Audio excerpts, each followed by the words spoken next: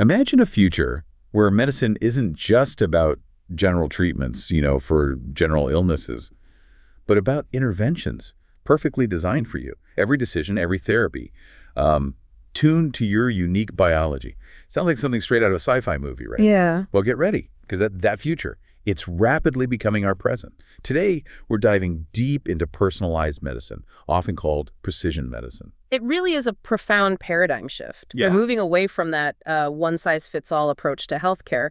What's truly fascinating is that while the idea of tailoring treatment to an individual isn't exactly new, I mean, Hippocrates himself spoke of it centuries ago. Right, it's an old concept in a way. Exactly. But modern breakthroughs, especially in understanding our molecular makeup, have given it an entirely new, almost revolutionary dimension. It's like a renaissance in how we think about medicine. So our mission for this deep dive, and we're pulling insights from the extensive Wikipedia article on personalized medicine, is to truly unpack what this revolutionary approach means, how it actually works, scientifically. It's incredible potential to transform your health, and also the very real hurdles we need to overcome to make it a widespread reality for everyone. Yeah, we're not just listing facts here. We're aiming for those aha moments, helping you grasp not just what personalized medicine is, but really why it matters so deeply for all of us, getting us closer to a future where medicine genuinely understands you. Okay, so when we say personalized medicine, my mind immediately jumps to, like, a bespoke drug, tailor-made for just one person. Is that the ultimate goal here, or is it something else? That's a really common thought and a great question. The name can be a bit misleading sometimes.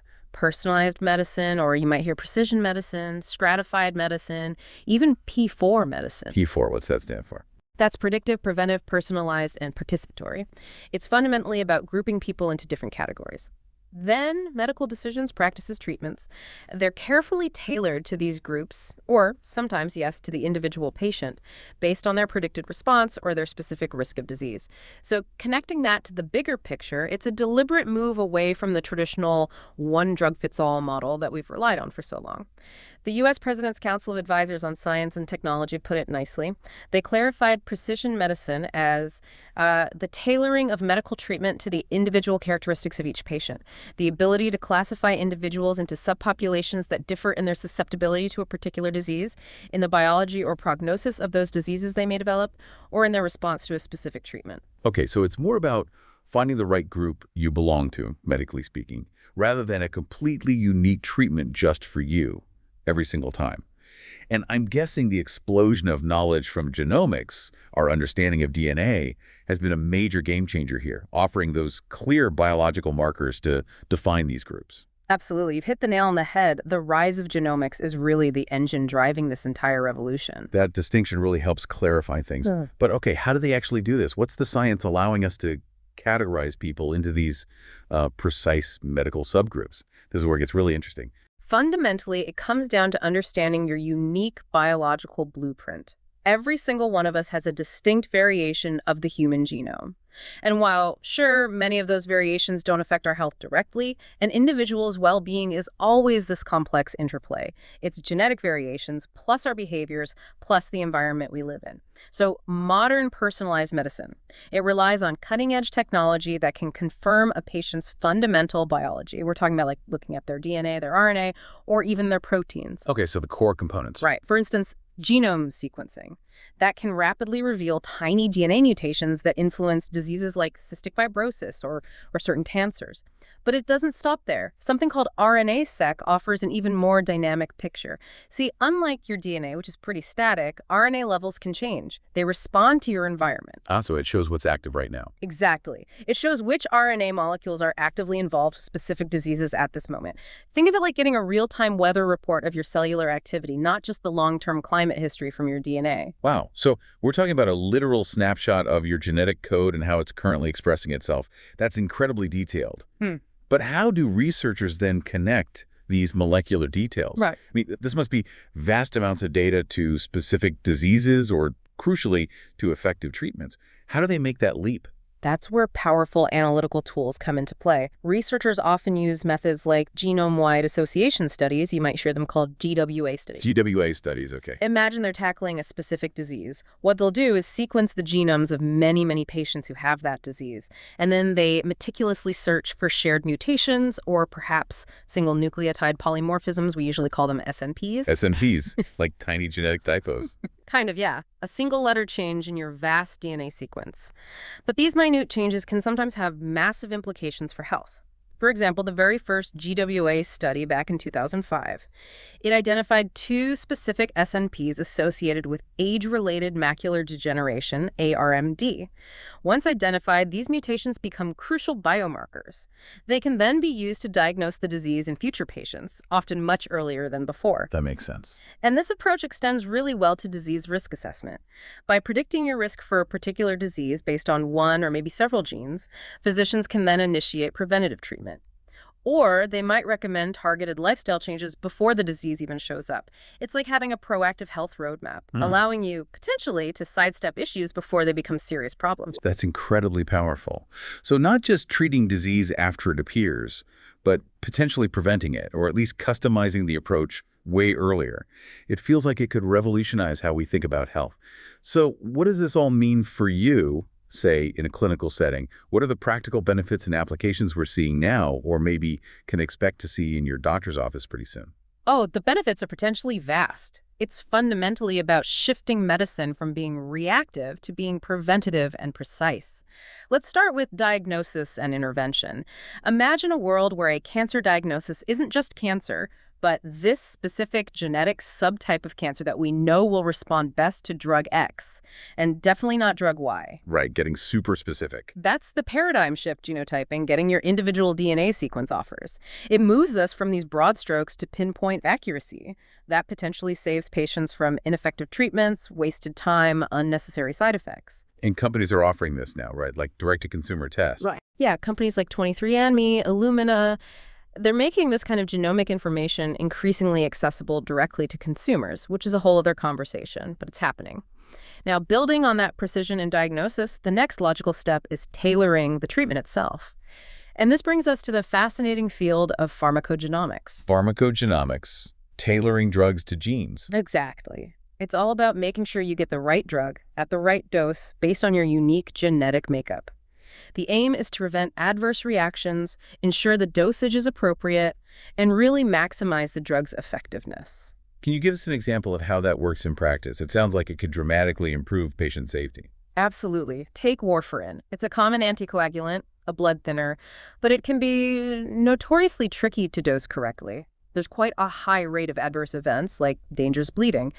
But if we know a patient's genetic variants in 2 key genes, CYP2C9 and VKORC1, doctors can predict the optimal starting dose much more accurately. Getting it right, or nearly right, from day one significantly reduces those serious side effects. Wow, okay, that's a clear benefit. And another powerful example is tamoxifen. It's used for certain types of breast cancer, ER plus breast cancer. Historically, something like 65% of women eventually developed resistance to it.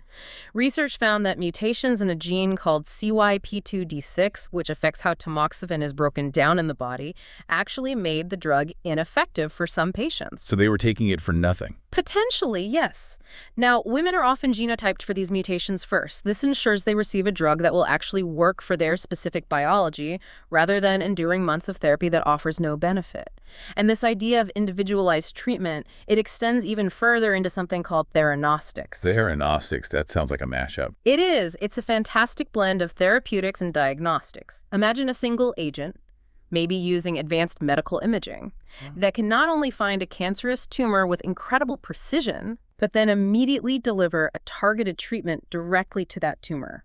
That's the elegant efficiency of theranostics. Diagnosis and therapy rolled into one, often with real-time feedback.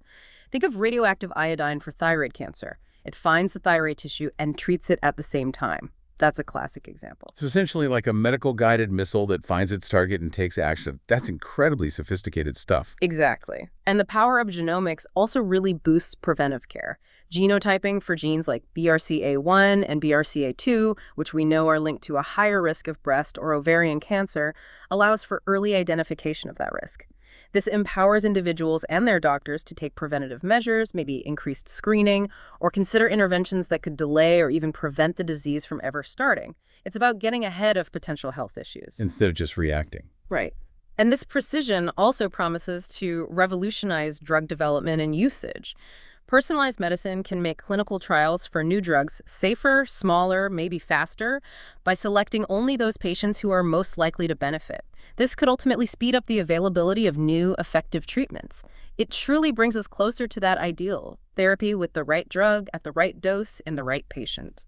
And you mentioned something about nanocarriers. Yes, that's another exciting area. We're seeing nanocarriers, tiny delivery systems being engineered to precisely deliver drugs, even customized ones may be made right in the pharmacy through compounding directly to disease sites. So targeting just the cancer cells or a specific organ, often using real-time imaging to confirm the drug got exactly where it needed to go. Incredible. And beyond just genetics, we're seeing advancements like respiratory proteomics. This involves analyzing the complex expressions of thousands of proteins in biological samples, say from lung fluid. This gives a much deeper picture than looking at just one biomarker. It can lead to earlier diagnosis and highly targeted therapies for complex conditions like asthma, COPD, lung cancer, conditions that often affect patients very, very differently. So looking at proteins adds another layer of detail. A very dynamic layer, yes. And perhaps nowhere is personalized medicine making a bigger impact right now than in cancer genomics.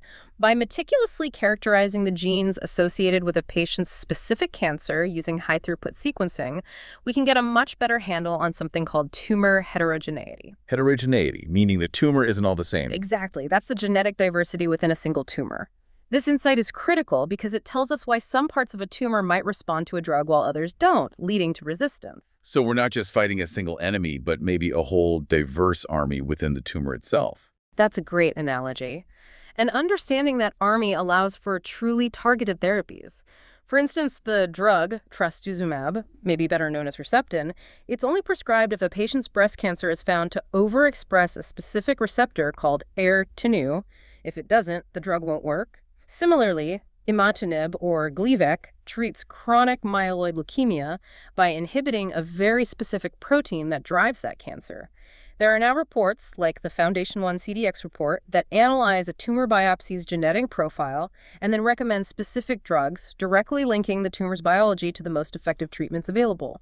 It saves patients from therapies that would simply be ineffective for them. That's a huge step forward. Definitely.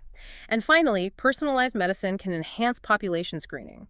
By using these molecular biomarkers from genomics combined with advanced imaging, we can potentially get much better at predicting disease prognosis, especially for things like cancer recurrence, susceptibility, survivability. This helps identify people at risk within large populations, which could really bolster preventative efforts. There's a catch there, right? You mentioned data issues. Yes, and it's an important one. This also raises a critical point about data limitations and bias. Most of the studies used to create these predictive tools, these polygenic risk scores.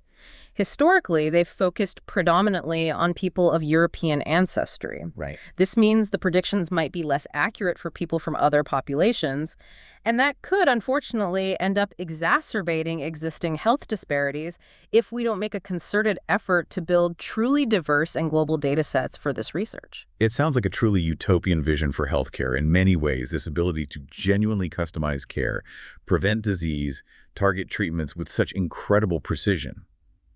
But as with any paradigm shift this massive, there must be significant challenges, right? Bringing this from cutting-edge research into standard clinical practice for everyone, what are the major roadblocks we're facing? That's a crucial question, absolutely. The paradox of personalized medicine is that its very personal nature makes it incredibly difficult to integrate into a healthcare system that was largely built for the masses, for standardized approaches. We face several critical hurdles. First, there's regulatory oversight. Organizations like the US FDA, for example, they're working hard to adapt policies for personalized medicine, but demonstrating clinical and cost effectiveness for these highly individualized treatments, especially compared to existing broader standards of care, well, that's a major challenge. How do you prove value for something tailored to just one person or a small group? Exactly. We simply don't have a universally accepted standardized method for evaluating these highly targeted new technologies yet. And that creates a bottleneck for approval and adoption. So the very thing that makes it revolutionary, its personalized nature, also makes it incredibly difficult to approve under the traditional frameworks. That's a real dilemma. It is. Then you have the complexities around intellectual property rights. There's ongoing debate, even legal battles over patenting diagnostic tools, specific genes, biomarkers. Can you patent a gene? Well, the U.S. Supreme Court ruled back in 2013 that naturally occurring human genes cannot be patented, but synthetically created DNA, that can be. So it creates this constant tension. How do we incentivize the groundbreaking innovation and protect the massive investment required for this research, Right, companies need a return. while also ensuring open research and widespread affordable access to these vital medical discoveries? It's a tough balance to strike. And related to that, of course, are reimbursement policies. They're struggling to keep pace. Current insurance structures have difficulty evaluating the efficacy and the cost effectiveness of all these various genetic tests. And especially, how do you pay for treatments for extremely rare conditions that might only affect a handful of people worldwide? That must be incredibly expensive per person. It can be. And we've seen cases, for instance, with tests like break analysis for breast cancer risk or Oncotype DX for guiding treatment, where delays or denials in reimbursement mean the tests just aren't ordered, or patients end up having to pay thousands out of pocket. This essentially means we need to rethink how shared risk works in insurance to genuinely incorporate these very specific individual risk factors. So even if the science is ready and the test exists, the financial and structural systems aren't quite caught up, which directly impacts whether you, the patient, can actually get access. Precisely. And perhaps one of the most critical challenges is patient privacy and confidentiality. This is huge. Just imagine the psychological impact on patients learning about their genetic predispositions for diseases they might never actually develop. Or that could cause a lot of anxiety. Absolutely. And then there are complex ethical questions. What about a patient's obligation, if any, to share inheritable risk information with family members who might also be at risk? What about implications for specific ethnic groups if certain predispositions are found to be more common? These aren't just technical problems, they're deeply personal, societal, ethical quandaries. There was a UK survey in 2021, for instance, that found 63% of adults were uncomfortable with their personal data being used for AI in medicine. That highlights the public's anxiety around this. So trust is a major issue. Paramount. Laws like GINA, the Genetic Information Non-Discrimination Act in the U.S. from 2008, were important first steps to prevent genetic discrimination in health insurance and employment. But building trust and ensuring really clear, understandable consent remain absolutely critical. Then there's the significant issue of data biases, which we touched on earlier regarding population screening. Right, the lack of diversity in the data. Yeah.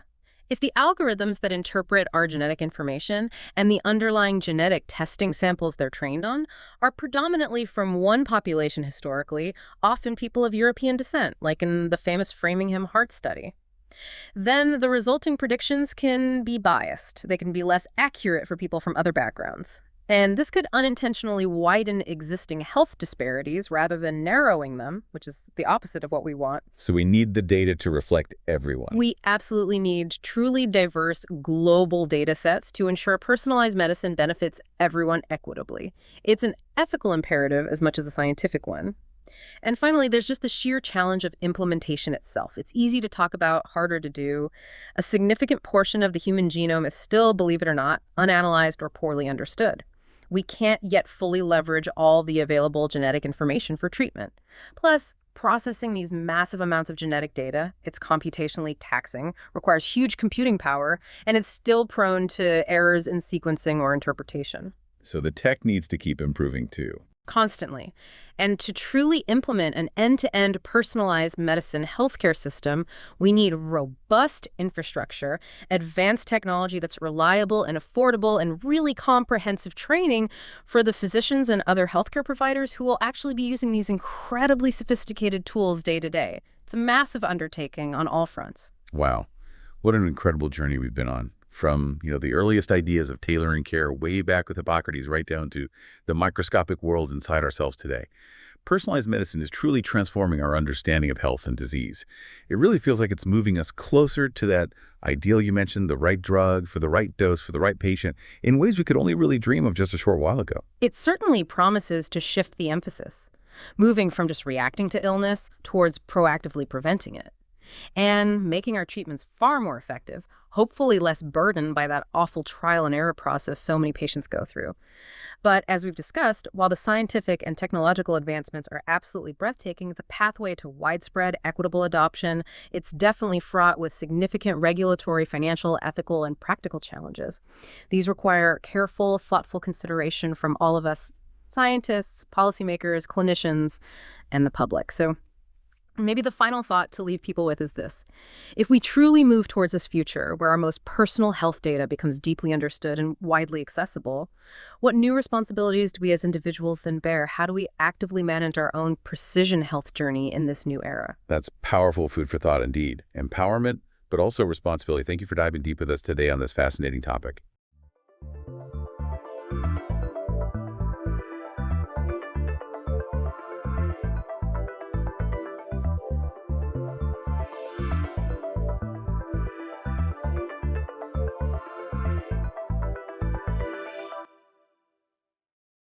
Welcome to the Deep Dive.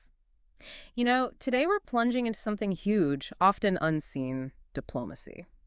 Yeah, it's way more than just formal handshakes and those closed-door meetings we imagine. It's like this quiet engine driving how countries deal with each other.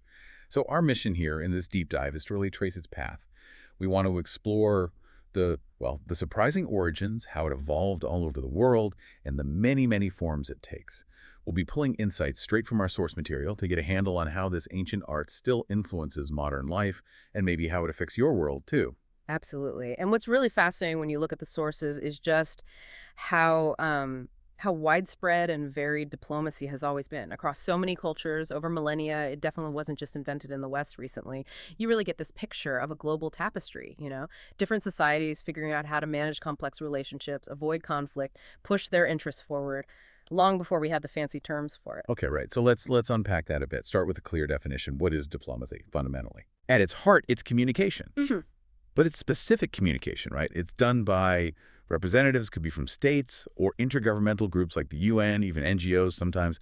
And the key thing is the intent. The goal is always to influence events out there in the international system. Got it. So it's the main tool for foreign policy, like how governments actually do things internationally. Exactly. It's the operational arm, turning those big foreign policy goals into actual actions on the world stage. Interesting. And even the word itself, diplomacy, you mentioned it has a history. Oh, it really does. It's pretty cool, actually. It comes from the French diplomat back in the 18th century. But trace that back, and you get to ancient Greek.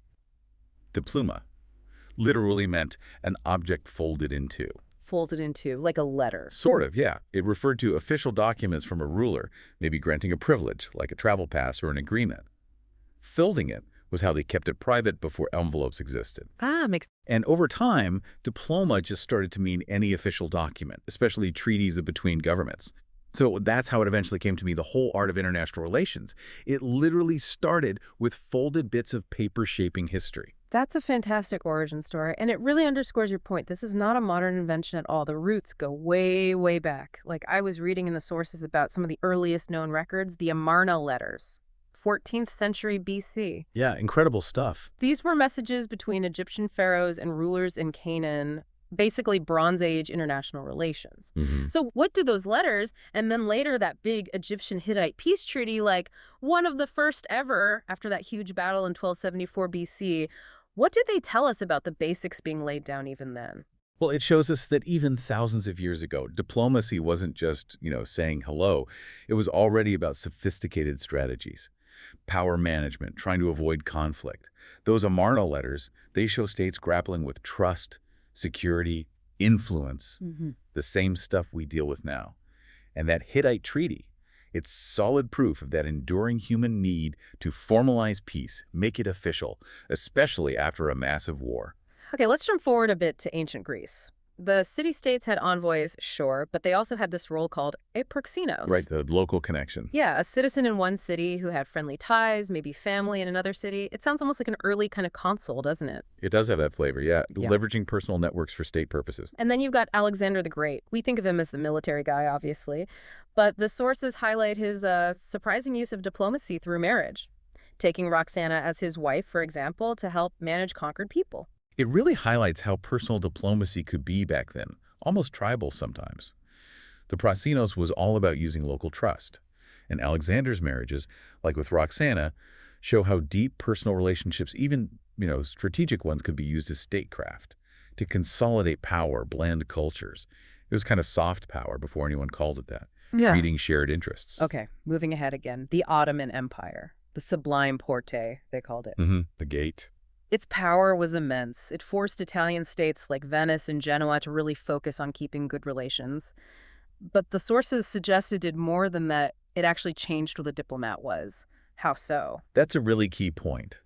Because the Ottomans were so dominant, European states realized sending someone just for a single negotiation wasn't enough. So the role evolved. It went from being just a negotiator to being a full-time permanent representative of their state, handling all political matters. So continuous engagement. Exactly. Not just delivering messages, but actively building relationships, gathering intel, being the constant presence of their home country. But it wasn't just happening in Europe and the Near East, right? East Asia had its own innovations happening around the same time. Oh, absolutely. You've got Sun Tzu, the famous military strategist from the 6th century BC, The Art of War. Right. Even he recognized the persuader or the diplomat as a really crucial, idealized role, especially during China's warring states period. What's the insight there? Persuasion over force. Pretty much. Yeah. Sun Tzu saw that convincing someone, even when you're at war, could be way more effective and less costly than just fighting. The diplomat was a strategic weapon, in a way, achieving goals without the bloodshed. It shows true power isn't just military might. And then there's the Han Dynasty in China. They had this Heikin policy. Yes, the marriage alliances. Right, marrying princesses off to the nomadic Xiongnu leaders up north and sending huge amounts of tribute silk, grain. A very pragmatic approach, a way to manage a powerful, potentially dangerous neighbor. Didn't always stop the raids, mind you, but it was a strategy. And later, the Mongols. Their Yeah. Pisa system sounds ingenious. It really was. These tablets, gold, silver, copper, basically diplomatic passports. They guaranteed envoys, food, horses, lodging across that absolutely vast empire, logistical brilliance supporting diplomacy. And even much later, 19th century, you have this Chinese diplomat, Qing, Ah, yes, the portraits. gifting intimate pictures of himself to Western negotiators during talks about land and trade. That seems like a very specific cultural adaptation. It is. And what all these East Asian examples show, taken together, is just how adaptable and creative diplomacy has always been. Whether it's the Han using gifts in marriage, the Mongols sorting out logistics, or Qing using personal gestures, the core idea is finding what works in that specific context with those specific people and power dynamics, creative problem solving. Speaking of sophisticated thinking, ancient India also had some incredibly developed ideas about statecraft. Kautilya's Arthashastra. Yes, 3rd century BC, a truly remarkable text. It even gives envoys that memorable advice: he should sleep alone. Yes, that one tends to stick. But the Arthashastra is much more than just quirky advice. It's surprisingly modern in some ways. It blends what we now call realpolitik, focus on state interest, security, survival, with a very pragmatic view that war should be the last resort. It talks about the Rajmandala, this circle of states, allies, enemies, potential enemies. Like a geopolitical map. Kind of, yeah. And it lays out 4 main policy approaches: conciliation, using gifts, creating dissent among opponents, and finally, force. But what's really unique is how it combines this hard-nosed realism with elements of, humanitarian law, like advocating fair treatment for conquered people. It shows this balance between power and ethics, even way back then. Okay, let's swing back towards Europe. The Byzantine Empire, our sources say they relied heavily on activist diplomacy. What does that mean exactly? It means diplomacy was central to their survival. They often had a smaller army than their rivals, so they had to be clever. They saw diplomacy almost as war by other means. Very proactive, very strategic. And they had that fascinating Bureau of Barbarians. Sounds ominous. It does, doesn't it? But it's considered maybe the first real foreign intelligence agency. Officially, it looked after foreign envoys visiting Constantinople. But unofficially. Unofficially, its main job was gathering intelligence on those envoys and their home countries. They even had advice and strategy manuals, like On Strategy, telling officials to keep a close eye on the attendance of foreign envoys to stop them gathering intel. Wow, so early counterintelligence built right into the diplomatic system. Exactly. Shows that understanding your adversary and protecting your own secrets has always been part of the game, even when you're offering hospitality. So after all this amazing ancient history, Where do we see the beginnings of what we'd recognize as modern diplomacy, permanent embassies, protocols? That really starts to take shape in northern Italy during the early Renaissance. Yeah. City-states like Milan, Tuscany, Venice, especially Venice, that they pioneered these practices, sending resident ambassadors, establishing permanent embassies as early as the 13th, 14th centuries. Instead of just sending someone for a specific task? Right. And they started the custom of an ambassador formally presenting their credentials, their official letters, to the head of state. That idea of a continuous official presence was revolutionary. And how did that spread? Did it become the standard across Europe? It did, gradually. Milan sent a rep to France in 1455. Spain sent the first permanent ambassador to England in 1487. By the late 1500s, it was pretty much the norm. And the language changed too, right? From Latin. Yeah, eventually French took over from Latin as the main diplomatic language around 1715. That helped standardize things, and the role itself became very grand. Ambassadors needed lavish houses, a big presence at court. Sounds expensive. Extremely expensive. But it wasn't just about showing off. It was about projecting the power and prestige of your home country, a vital strategic investment, even if it cost a fortune. Then came the French Revolution. That must have shaken up this aristocratic system quite a bit. Oh, dramatically. Suddenly you had commoners entering diplomacy, which broke all the old rules. Napoleon himself sometimes just ignored diplomatic immunity when it suited him. Big disruption. So how did they put it back together? After Napoleon fell, the big powers got together at the Congress of Vienna in 1815, and later the Congress of La Chapelle in 1818. They basically hammered out and formalized a system of diplomatic ranks, international rules, protocols. That really laid the foundation for how things work today. It was also when countries started setting up permanent foreign ministries, though they were much smaller back then. It created the structure we recognize now. Okay, so we've traced this incredible journey from ancient folded papers to these formal systems. Now let's focus on how diplomacy actually works today. Some of the practical nuts and bolts. What's one of the absolute cornerstones? You'd have to say diplomatic immunity. It's fundamental, and again, it has deep roots. Sure. Our sources mention Genghis Khan took horrific vengeance if anyone messed with his envoys. So violating envoy rights was a huge taboo even then. A massive one. That ancient idea underpins the modern version, which was really locked down in the 1961 Vienna Convention on Diplomatic Relations. It means diplomats generally can't be prosecuted in the country where they're serving. It lets them do their job without fear of random arrest or harassment. But what if they commit a serious crime?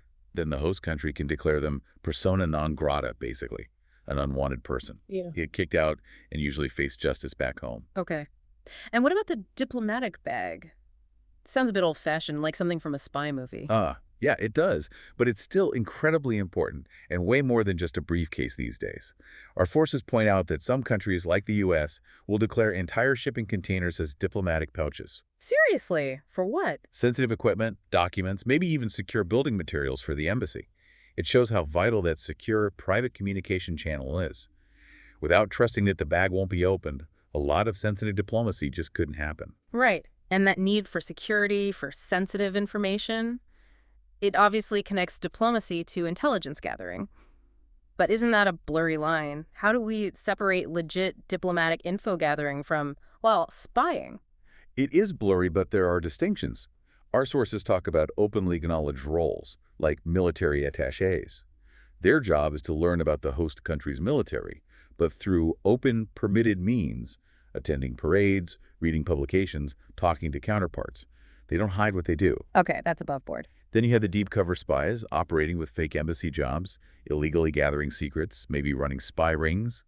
Counterintelligence agencies often know who these people are, but might watch them for a while instead of kicking them out immediately to learn more about their network. So intelligence is part of the diplomatic world. It has to be, really. Think about arms control treaties or complex trade deals. You need good intelligence to verify that the other side is actually sticking to the agreement. It makes negotiation possible because you can trust but verify. Okay, so when talks break down or nations need to solve big problems together, what tools does diplomacy offer? What are the formal ways to resolve things? Well, sometimes they turn to international arbitration for specific disputes or mediation. That Hay-Herbert Treaty about the Canada-U.S. border came out of mediation between the U.S. and Britain. Nowadays, bodies like the International Court of Justice handle a lot of that formal legal work. And big conferences. like Vienna back in 1815. Exactly. International conferences are huge. Think Congress of Vienna reshaping Europe after Napoleon, or the Congress of Berlin sorting out the Balkans later. These aren't usually about strict legal rulings on one point. They're about bringing nations together to agree on broader principles, find comprehensive solutions based on, fairness, logic, agreed protocols. And direct talks are still key, obviously, like Camp David. Absolutely fundamental. The Camp David Accords in '78, Jimmy Carter mediating between Israel and Egypt, leading to that historic peace treaty that's a classic example of tough, successful negotiation. Or Teddy Roosevelt stepping in to broker the Treaty of Portsmouth, ending the Russo-Japanese War. Got him a Nobel Peace Prize. It shows how focused effort, often with a trusted third party helping out, can crack really hard problems. It's amazing, though, the sheer variety of strategies countries use today. It's not just one playbook. Not at all. And they reflect different goals, different power levels. Some strategies have, let's say, fallen out of favor. Like appeasement. Exactly. Appeasement, making concessions to an aggressor to avoid conflict, is pretty much discredited now. Why? Because it failed so spectacularly to stop World War II. The lesson from history, as the sources say, is pretty stark. Appeasement in the face of tyranny never works. It's a cautionary tale. Okay, so that's one extreme. What about the other end? Gunboat diplomacy sounds pretty aggressive. It is. It's basically using very obvious displays of military power, sending warships, for example, to intimidate another country into doing what you want. It's coercive, definitely blurs the line between peace and war. Think of imperialism or powerful nations leaning on smaller ones.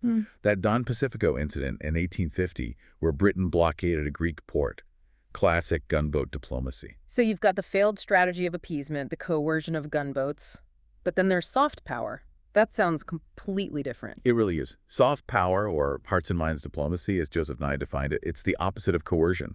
It's about attracting others, making them want what you want. It comes from a country's culture, its political values, its policies being seen as attractive or legitimate.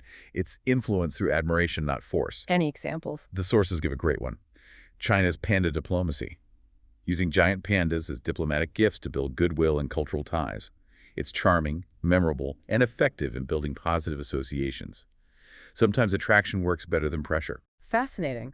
And beyond those, there are all these newer, more specialized types of diplomacy popping up.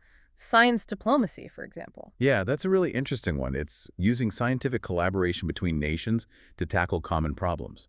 Think about big international projects like CERN, or the International Space Station, or the ITER fusion reactor.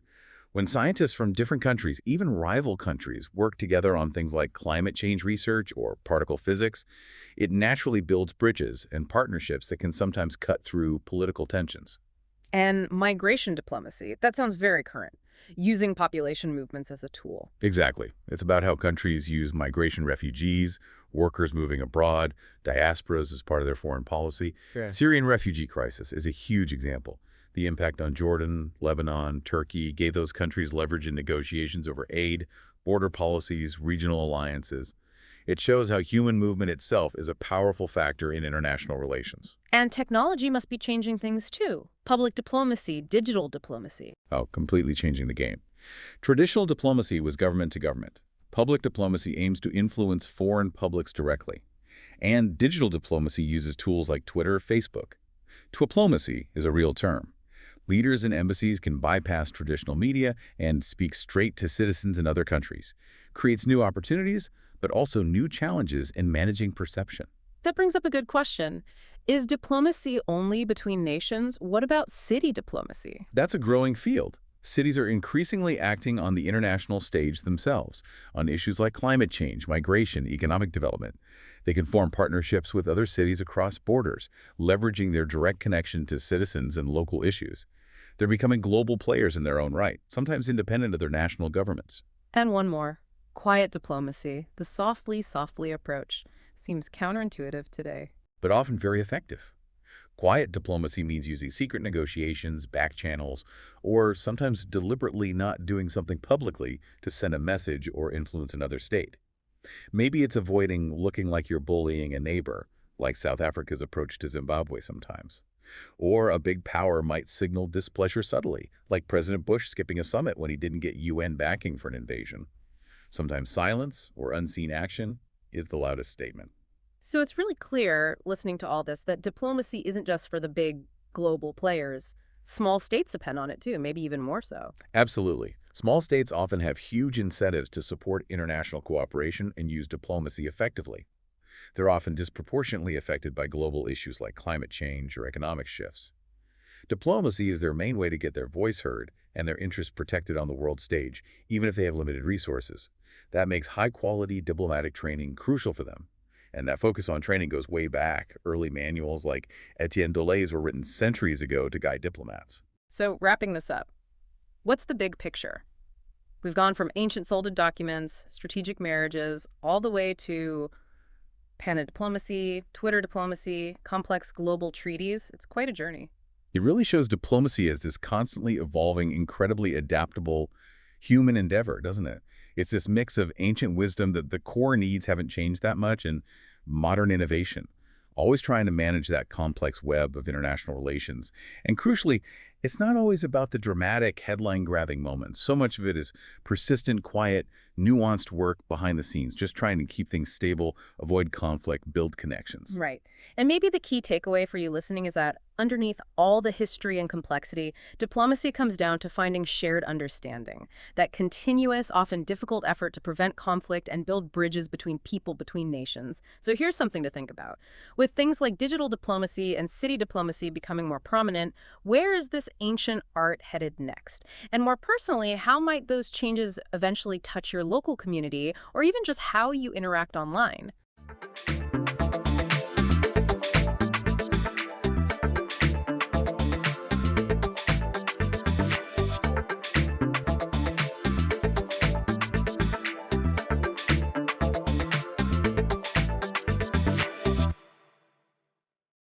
Welcome to the Deep Dive. We sift through the sources, connect the dots, and today, well, we're looking at something truly monumental. Indeed. The reopening of Notre Dame de Paris just last December 2024. It feels almost unbelievable, doesn't it? Seeing it come back from that devastating fire. It's become this powerful symbol of resilience. More than just a building, absolutely. It's like a living piece of history, Yeah. constantly adapting, constantly reborn, you could say. A phoenix through the centuries. I like that. It fits, doesn't it? It seems to emerge stronger after every challenge. Captures the spirit of Paris itself, maybe. Definitely. And that resilience, that journey, that's what we're diving into today. We want to explore Notre Dame's enduring spirit. Uncovering the stories, the architecture, the surprising twists and turns that shaped it. Exactly. We'll go from its very foundations, literally right up to the recent restoration and reopening. We've drawn on historical accounts, architectural analyses, recent reports. A real wealth of information to piece together its story. So expect to hear about its ancient origins, what happened during the Revolution, the artistic revivals, those heroic efforts during the fire, and yet even the recent debates about what it should look like now. It's a complex history. It really is. So let's start at the beginning, way back. To really get Notre Dame, you have to dig deeper than the Gothic structure we see today. The ground itself is sacred and has been for, well, millennia. That's right. It's fascinating. The actual site was first home to a Gallo-Roman temple to Jupiter, believe it or not. And we know this how. Is there evidence? Oh yes, quite tangible evidence. The Pillar of the Boatman. It was discovered back in the 18th century, and it really points to those pagan roots. Amazing. So before Notre Dame, There was an earlier Christian cathedral, Saint-Étienne, and after that, a Romanesque church. But by the 12th century, Paris was growing, and that church just wasn't grand enough anymore. enter Bishop Maurice de Sully. Around 1160, right? Exactly. He had this incredibly ambitious vision, a new, much grander church in this revolutionary style, Gothic. And they didn't waste time. The cornerstone was laid just a few years later, 1163. And talk about a VIP event. Yes. King Louis VII, Pope Alexander III, they were both there. It was a huge statement about the importance of Paris and this new cathedral. A truly audacious project for its time, the birth of an icon. Absolutely. And Notre Dame became one of the prime examples of French Gothic architecture. We talk about the rib vault allowing for those higher, lighter ceilings. Right. But for me, the real game changer, the sort of aha moment in its design, has to be The flying buttress. Ah, yes, the flying buttresses, those massive supports on the outside. For ages, people thought they were added later, didn't they? Like an afterthought to fix problems. That was the common thinking, yes. That as the walls went higher, they needed extra support. But then art historian Andrew Tallon did these incredibly detailed laser scans. And found something surprising. Completely revolutionary, really. His scans showed the upper parts of the building hadn't shifted, hadn't moved one smidgen in 800 years. Which strongly suggests those buttresses weren't later additions at all. They were likely part of the original 12th century design, integrated from the start. So the builders were even more advanced than we thought. Precisely. This innovation, putting the support structure outside, meant they could build thinner, higher walls and, crucially, put in those enormous stained glass windows that flood the space with light.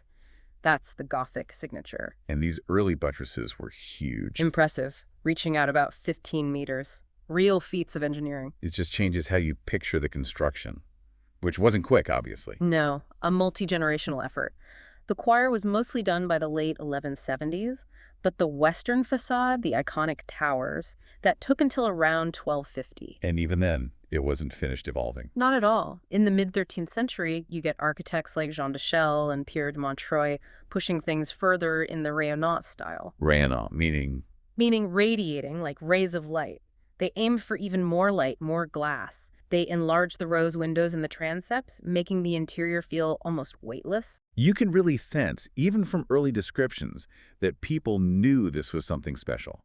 Like that quote from John of Gendun in 1323. Oh yes, his treatise on the praises of Paris. He calls Notre Dame most glorious, marvels at the towers, the vaults, the light. It shows it wasn't just impressive later on, it had that wow factor right from the start. Absolutely, and its spiritual importance just skyrocketed when King Louis IX, St. Louis, deposited those major relics. A crown of thorns, a piece of the true cross. Exactly. That instantly cemented its place at the very heart of Christian Europe. So it reaches this incredible peak of architectural and spiritual importance. You'd think plain sailing from there, but history had other ideas. History is rarely smooth, especially for a building that stands for centuries. The period from the 15th to the 19th century brought, well, a real mix of things.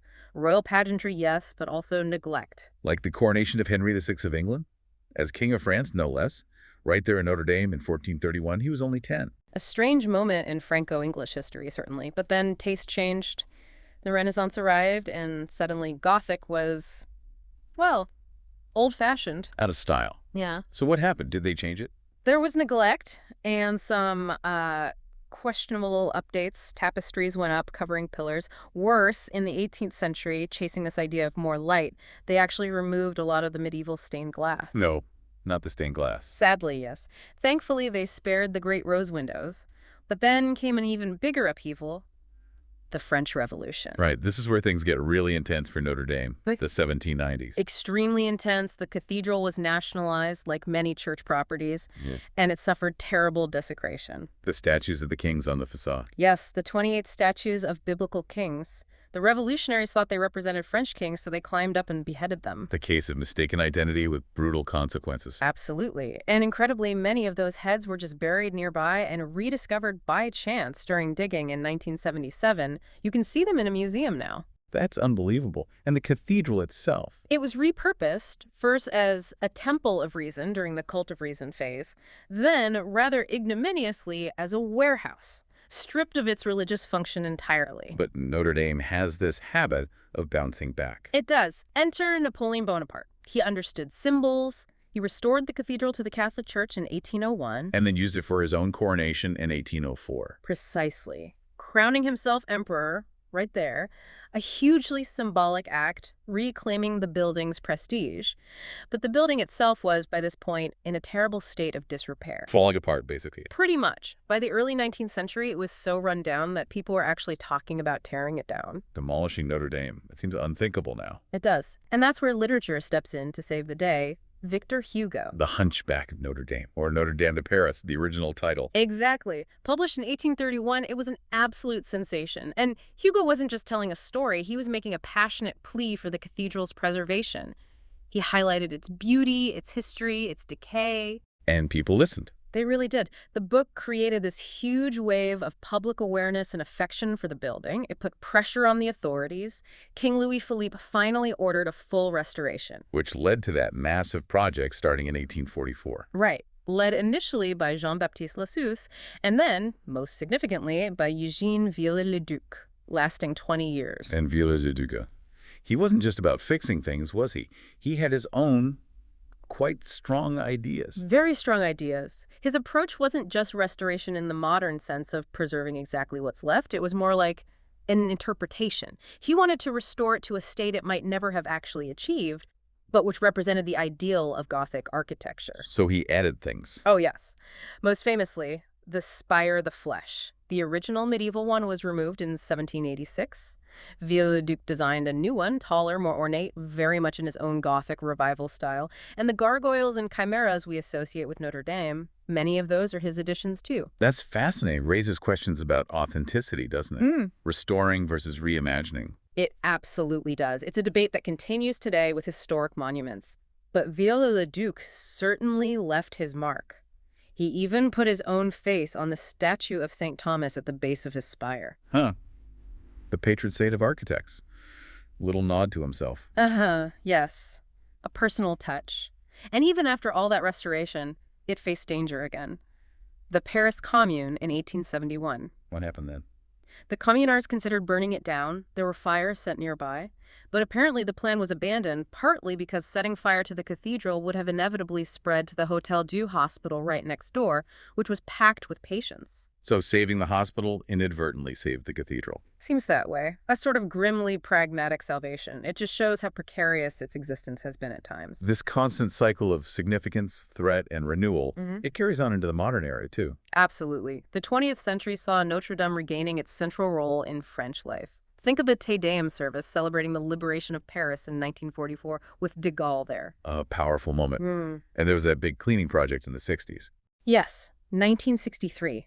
They cleaned off centuries of grime and pollution from the facade, revealed the original pale, sort of blonde color of the stone underneath. Quite a change. And then there are the, well, slightly quirkier moments. Like Philippe Petit, the high-wire walker. Oh, exactly. Walking on a tightrope strung between the two towers in 1971. Incredible audacity. Definitely adds a unique chapter to its story, but then, of course, April 15th, 2019. The fire. It's still so vivid for so many people, watching it unfold live on television. A truly shocking event. The fire broke out in the attic, the area known as the forest, because of the ancient timber framework. And there was that tragic delay in responding. Yes, the initial investigation pointed to that. The first alarm sounded, but the employee sent to check apparently went to the wrong building, or the wrong part of the attic.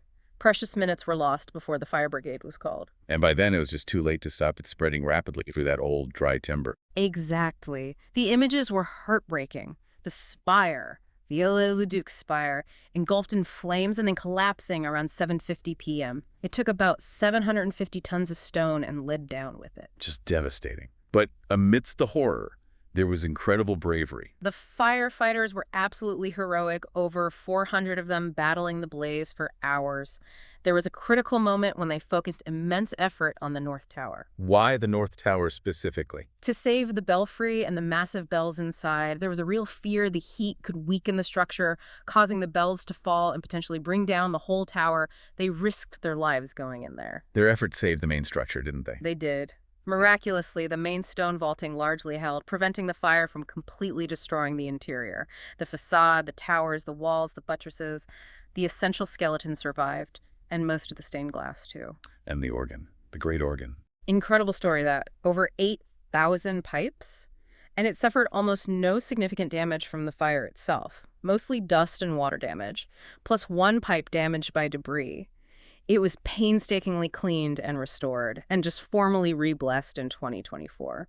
That feels like a miracle in itself. It really does. And another stroke of luck, or maybe providence, those large copper statues of the apostles that Viollet-le-Duc had placed around the base of the spire. Yes. They had been removed for renovation just days before the fire. Otherwise, they would certainly have been lost or severely damaged. Unbelievable timing. Yeah. So after the shock and the immediate aftermath, the focus shifted to rebuilding. President Macron made that very ambitious pledge. Yes, immediately promising to rebuild within 5 years, aiming to reopen for the Paris 2024 Summer Olympics. A very tight deadline for such a complex project. And the first step was just making it safe, right? That scaffolding.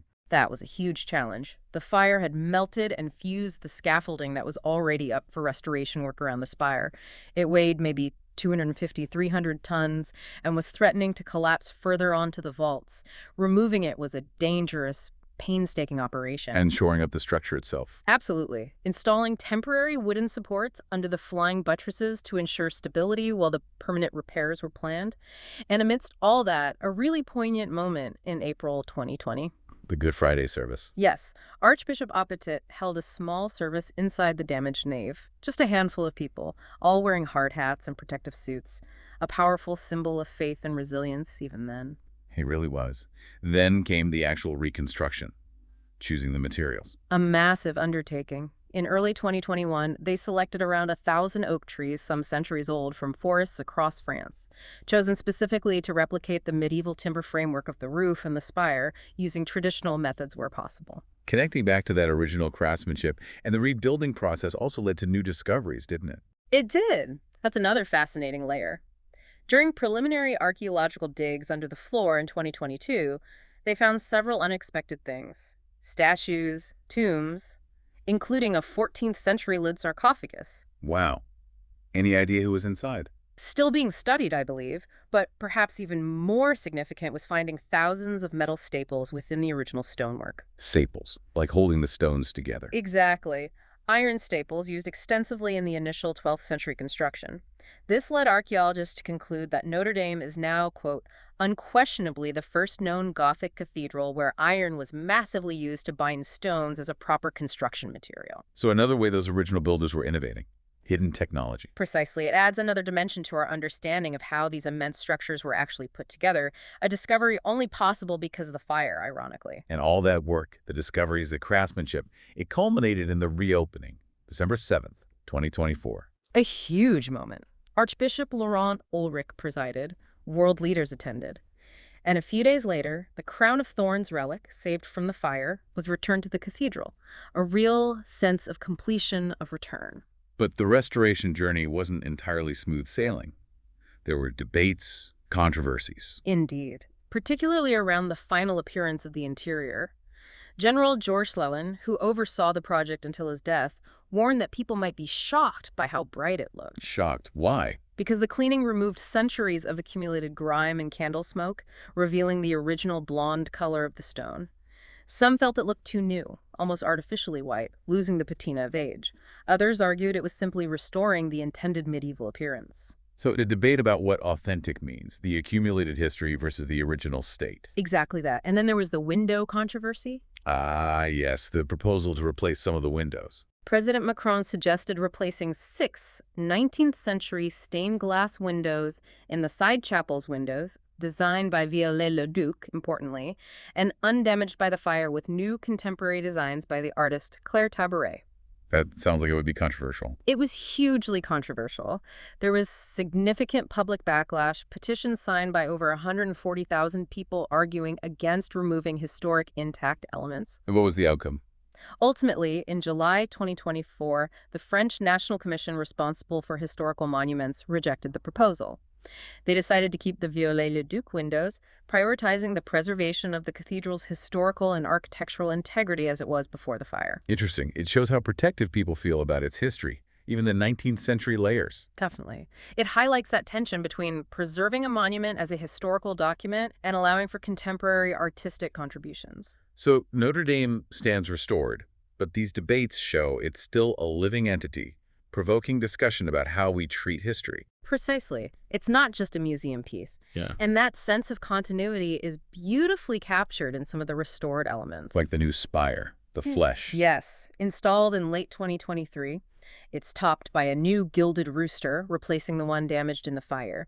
But inside this new rooster, Yes. they place the original rescued relics, a piece of the crown of thorns, relics of St. Denis and St. Genevieve, plus a scroll containing the names of around 2,000 people who worked on the reconstruction. Oh, that's wonderful. A link between the ancient past, the immediate past, and the future. Exactly, a perfect symbol. And we shouldn't forget the other key elements, the sculptures, for instance. Originally painted and gilded, right. Acting as a sort of book for people who couldn't read. The poor people's book, yes. Yeah. Telling biblical stories, the Last Judgment over the main portal, the life of the Virgin Mary, local saints, vivid visual storytelling, and the gargoyles and chimeras, of course. Gargoyles being the functional waterspouts, chimeras more symbolic. That's the distinction, yes. Grotesques serving both practical and symbolic purposes, warding off evil, reminding people of the dangers outside the church. And the stained glass that did survive. The rose windows. Absolutely breathtaking. 3 colossal examples. The West Rose is the oldest, from around 1225. The North and South transept roses are even larger, mid-13th century marvels. The South Rose, a gift from King Louis IX himself. Incredible that so much of that ancient glass survived the fire and the revolution before it. It is. The South Rose, for example, still contains some glass dating back to the late 12th century, alongside Viollet-le-Duc's 19th century repairs.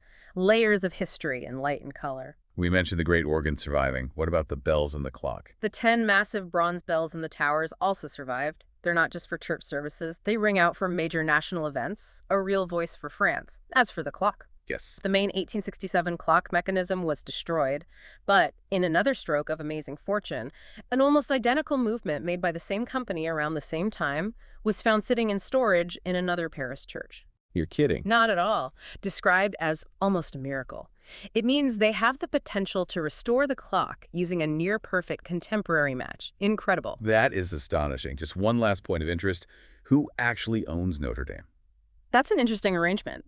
Since the Revolution, specifically 1789, the cathedral building itself has been owned by the French state. Not the Catholic Church. No, the state owns it, but grants exclusive use of it to the Catholic Church for religious services. And crucially, the French government, the state, is responsible for its upkeep and maintenance. A model of shared responsibility, perhaps. It's worked for over 2 centuries, a unique way to manage such a vital piece of cultural and religious heritage. So, wrapping up our deep dive today, it's clear Notre Dame's story isn't just one story. It's this incredible tapestry woven with threads of creation, destruction, neglect, rediscovery, preservation, fire, and now rebirth. It really embodies the resilience not just of a building, but perhaps of the human spirit itself. Our drive to create beauty, our determination to protect heritage, even our tendency to argue about what that protection means. And for you listening, maybe the takeaway is to see Notre Dame and monuments like it, not just as static landmarks.